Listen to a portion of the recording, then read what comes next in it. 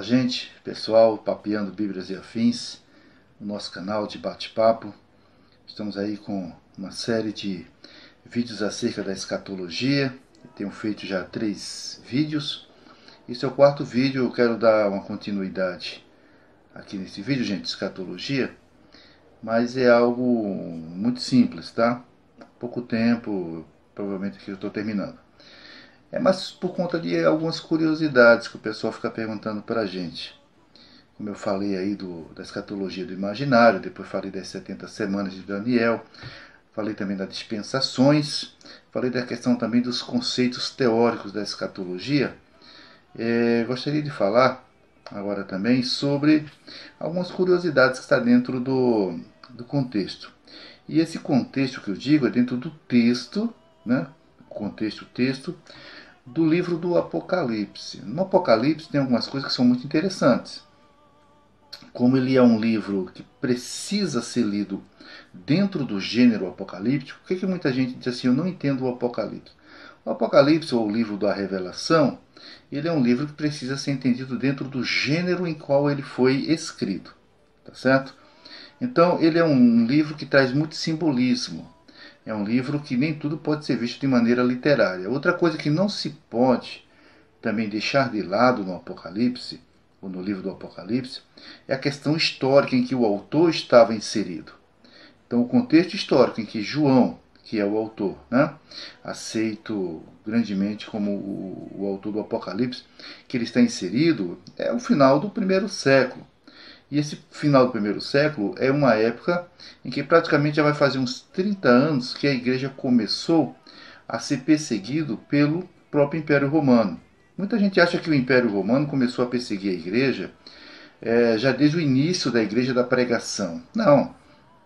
Os primeiros perseguidores da igreja foram os próprios judeus, os judaizantes. Certo? A religião judaica fazia essa perseguição. A partir do ano 70, após Tito ter entrado lá em Jerusalém, ter destruído o templo, tocado fogo lá na cidade, em grande boa parte, ficou evidenciado para eles a questão da diferença entre o cristianismo e o judaísmo. Eles perceberam que o cristianismo e o judaísmo eram duas vertentes diferentes. Até então eles achavam, ou ao menos poderia ser visto assim, que o cristianismo era como se fosse uma ala, né, uma ramificação do judaísmo. E posteriormente não. Havia muita diversificação, embora muita maneira de ser dos cristãos era bem parecida com os judeus, como por exemplo, não adorar o imperador, né, não se misturar com a idolatria e outras questões mais. Mas por enquanto o judaísmo estava ali na Judéia, tal, fazia parte regional, né, do Império Romano, estava debaixo da cidade cosmopolita, que era o Império Romano, Roma.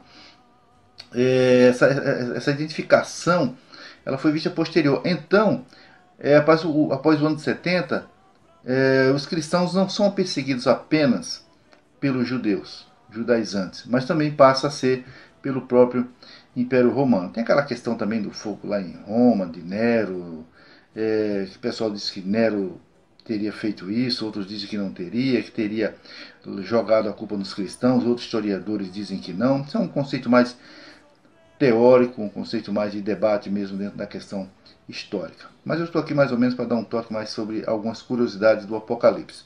Então, algumas curiosidades do Apocalipse, algumas dúvidas que o pessoal tem em escatologia, né, em relação à igreja. Gente, a igreja está encontrada, ou é encontrada no livro do Apocalipse, até o final do capítulo 3.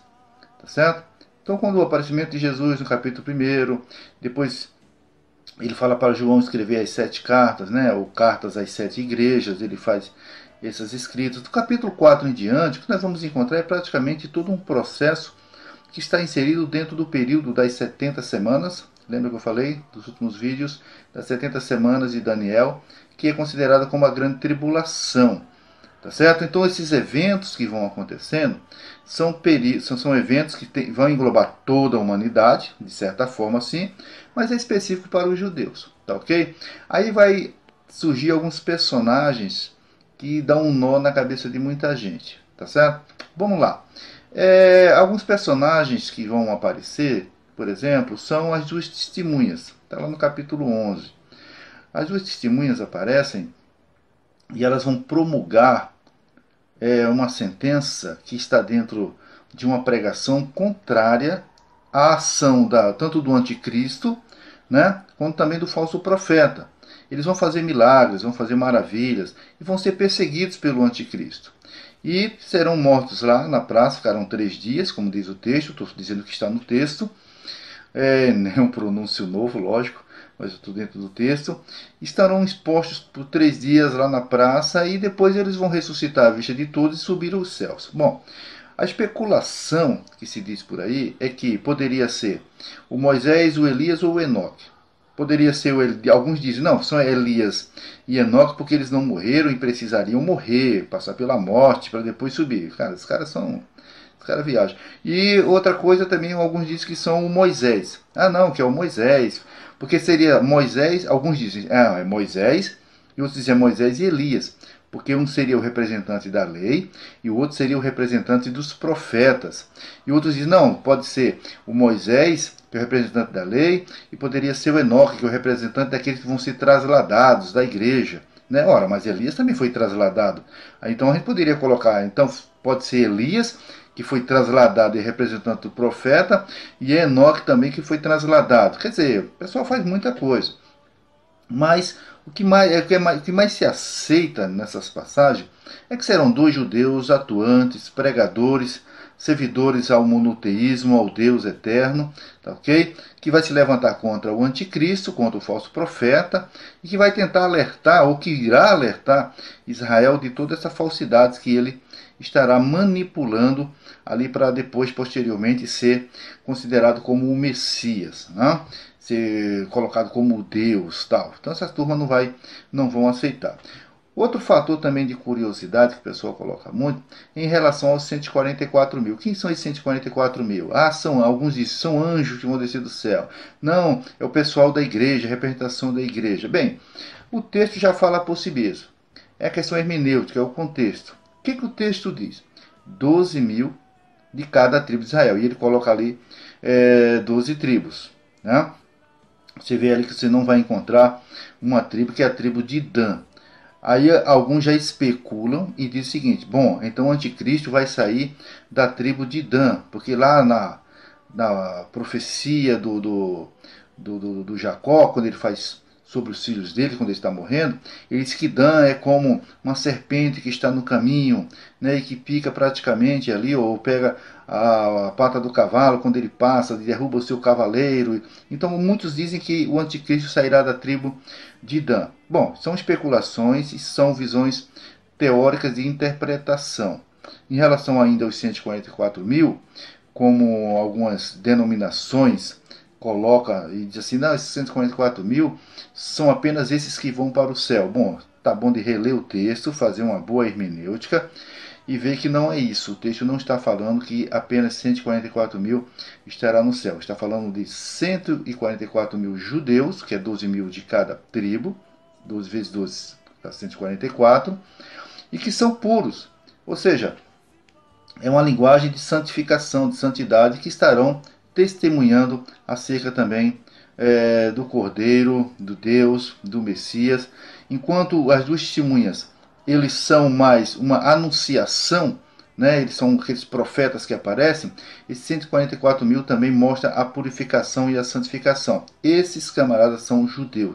Não vão pensar que são gentios, são pessoas que fazem parte lá entre os israelenses, tá certo?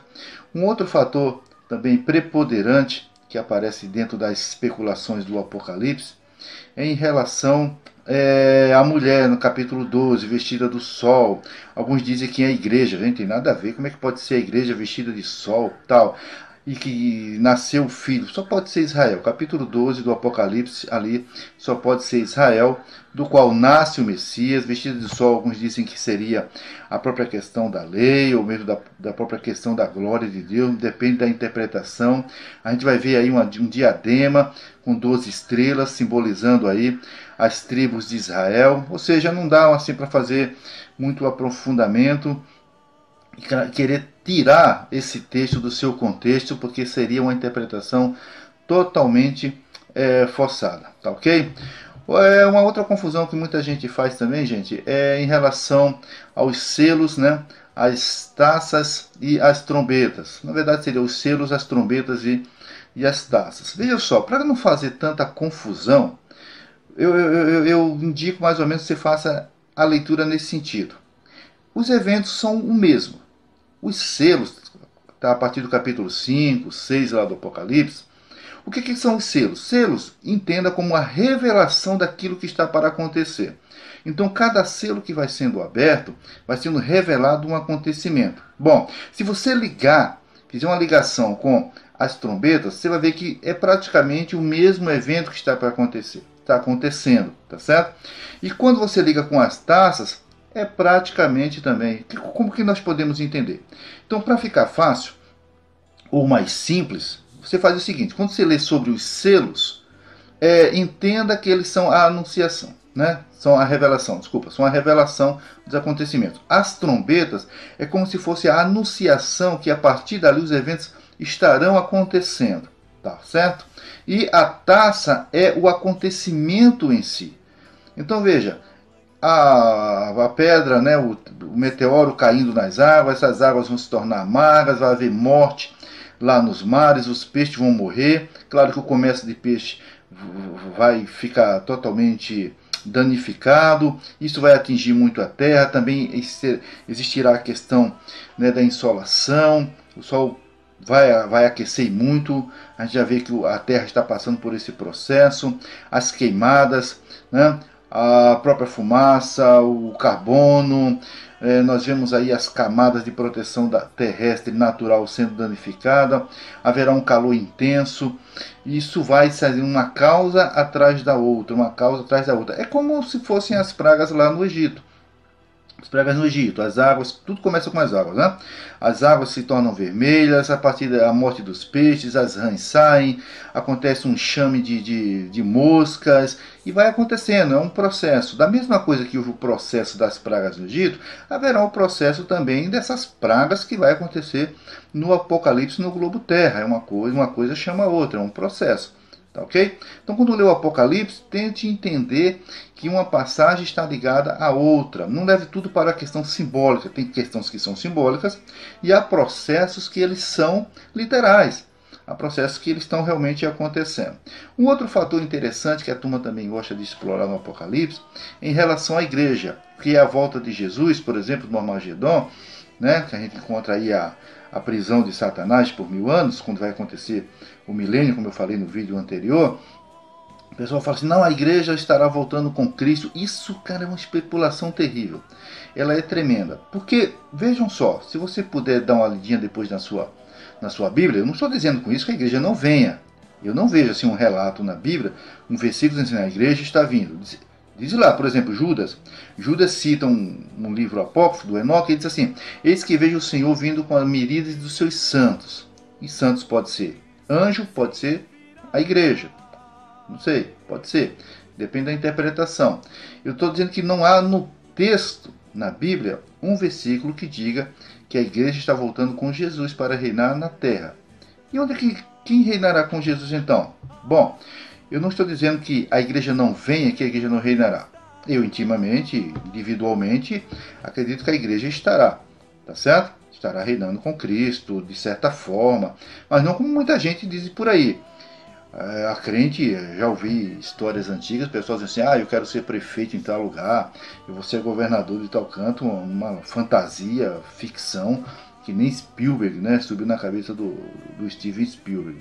Mas eu entendo que será de uma outra maneira. Uma outra coisa, gente, em relação ao quem realmente estará reinando com Cristo aqui na terra. Isso a Bíblia diz. Apocalipse capítulo 20, versículo número 4. O que diz lá?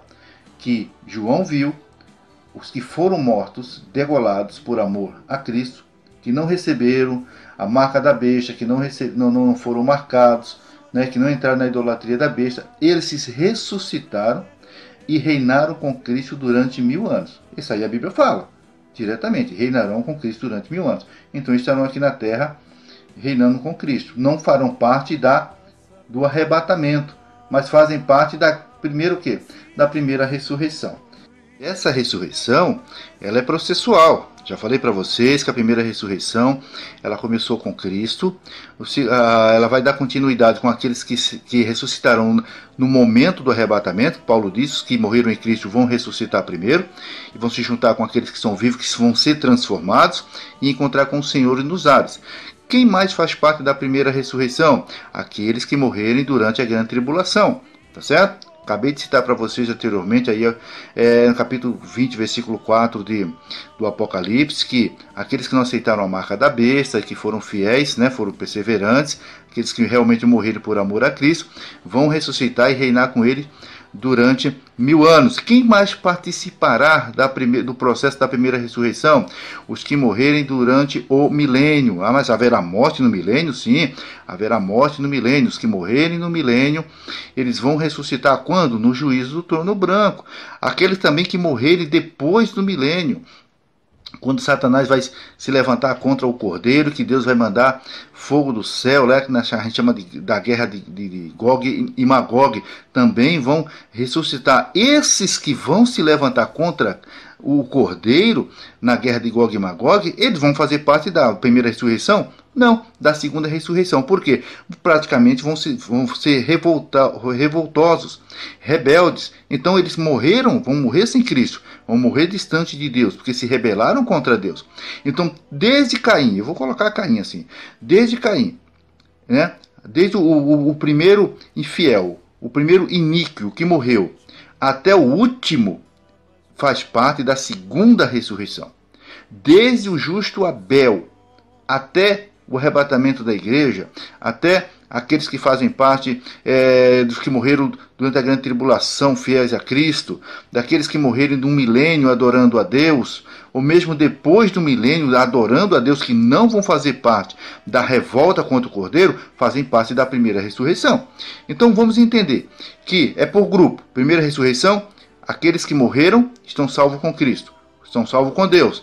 Aqueles que morreram sem Deus, morreram distante de Deus, da lei divina, sem Cristo, segunda ressurreição.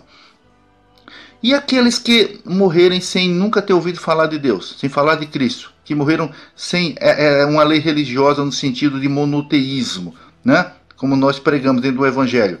Ora, a Bíblia diz lá no Apocalipse que abriram-se diante dele os livros. Paulo nos deixa um caminho quando ele fala lá em Romanos, que ele diz que serão julgados pela consciência. As pessoas que morreram sem Deus serão julgados pela consciência. Ora, nós olhando lá em Gênesis, quando Abraão está conversando com o anjo ou com o Senhor, como muitos acreditam, ele pergunta, ora, não fará justiça o juiz de toda a terra? Olha a pergunta, não fará justiça o juiz de toda a terra? Sim, com certeza. É uma pergunta que já traz intrínseca a resposta.